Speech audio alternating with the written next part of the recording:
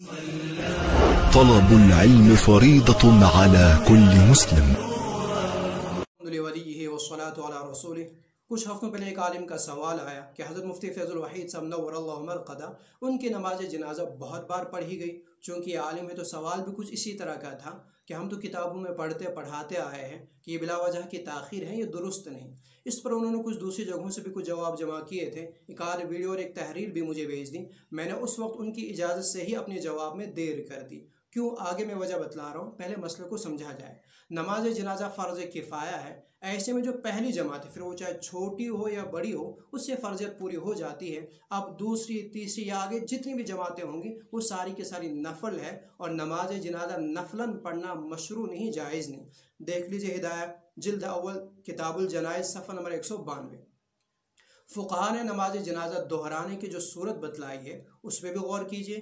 وہ یہ کہ اتفاقاً اگر کبھی ایسا ہو جائے کہ ولی نماز جنازہ کسی وجہ سے نہ پڑھ پائے اور لوگوں نے اس کی اجازت کے بغیر نماز جنازہ پڑھ دی، اب ولی دہرانا چاہتا ہے، پھر وہ لوگ جنہوں نے پہلے نماز جنازہ نہیں پڑھی تھی وہ پڑھ سکتے ہیں.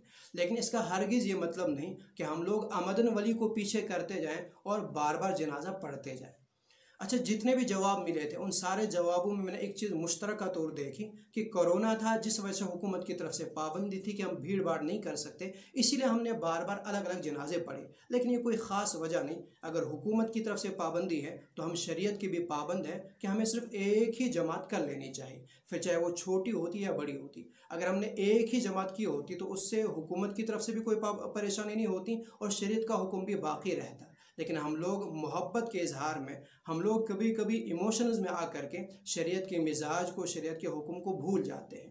محبت کے اظہار میں غلو کرنا صحیح نہیں. محبت کے اظہار میں غلو اگر دوسروں کے لیے صحیح نہیں تو وہ ہمارے لیے بھی درست نہیں ہے. محبت کا اظہار ہو یا کسی سے اختلاف کا اظہار ہو، دونوں میں اعتدال برقرار رکھنا ضروری ہے. مسلک اہل سنت والجماعت، اس میں بھی خاصتاً حنفیت اور اس میں بھی پھر دیوبندیت، یہ تو ان کا تو خاصا ہی اعتدال ہے. لہذا محبت ہو یا نفرت ہو، دونوں میں اعتدال کا دامن ہاتھ سے چھوٹنے نہ پائے.